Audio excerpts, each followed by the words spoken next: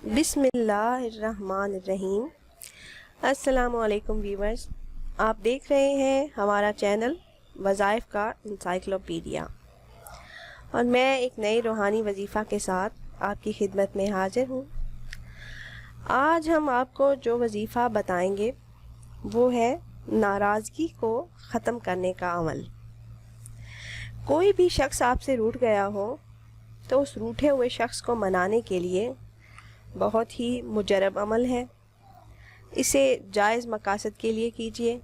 آپ کا کوئی دوست رشتہ دار روٹھ گیا ہو، ان کے گھر آنا جانا بند ہو گیا ہو، تو اس وظیفہ پر عمل سے انشاءاللہ لڑائی ختم ہو جائے گی۔ ناظرین، آپ کوئی بھی عمل کرتے ہو تو اس کے لیے سب سے پہلے آپ یہ کریں کہ یقین رکھیں اس بات پر کہ اس وظیفہ پر عمل سے آپ کا وہ کام ہو جائے گا۔ دل میں یہ بات نہ رکھیں کہ یہ ہوگا یا نہیں ہوگا، تو بے یقینی نہ رکھیں۔ آپ جب عمل کرتے ہیں کسی بھی وظیفہ پر تو اللہ تبارک و تعالیٰ کی ذات پر یقین رکھیے کہ اس سے یہ کام آپ کا ہو جائے گا۔ اور ساتھ آپ کوئی بھی وظیفہ کرنے سے پہلے نماز کی پابندی کیجیے۔ 5 وقت کی نماز بہت ضروری ہے کسی بھی وظیفہ پر عمل کے لیے۔ تو آپ نے کرنا یہ ہے، اب میں آپ کو وظیفہ بتاتی ہوں کہ فجر کی نماز کے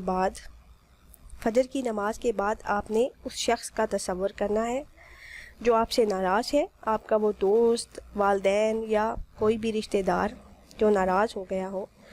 آپ اس کا تصور کر کے دل میں تو اول آخر آپ نے 11 مرتبہ درود شریف پڑھنا ہے، 11 مرتبہ درود ابراہیمی پڑھنا ہے، اور عمل آپ نے پڑھنا ہے یا ودودو 200 مرتبہ آپ پڑھ لیں۔ پہلے بھی آپ نے 11 مرتبہ درود شریف پڑھنا ہے، اور یا ودودو 200 مرتبہ پڑھنے کے بعد بھی آپ نے 11 مرتبہ درود ابراہیمی پڑھنا ہے جو نماز میں پڑھتے ہیں۔ اس کے بعد آپ اس شخص کا تصور کر کے اس کے چہرے پر دم کر دیں، تو انشاءاللہ اس شخص سے ناراضگی ختم ہو جائے گی اور حالات پہلے جیسے ہو جائیں گے، بول چال شروع ہو جائے گی۔ ناظرین، ہمارا چینل آپ کو ہر طرح کے معاشرتی، سماجی اور گھریلو مسائل کے حل کے لیے قرآنی اور روحانی وظائف فراہم کرتا ہے، اس لیے ہمارے چینل کو سبسکرائب کریں اور بیل آئیکن کو ضرور دبائیں، اور ہماری یہ ویڈیو اگر آپ کو پسند آئی ہو تو اسے لائک کریں، شیئر کریں، تاکہ ہم آئندہ بھی آپ کے لیے ایسی اچھی نئی ویڈیوز لا سکیں۔ پھر حاضر ہوں گے ایک نئے روحانی وظیفہ کے ساتھ، تب تک کے لیے اجازت دیجیے۔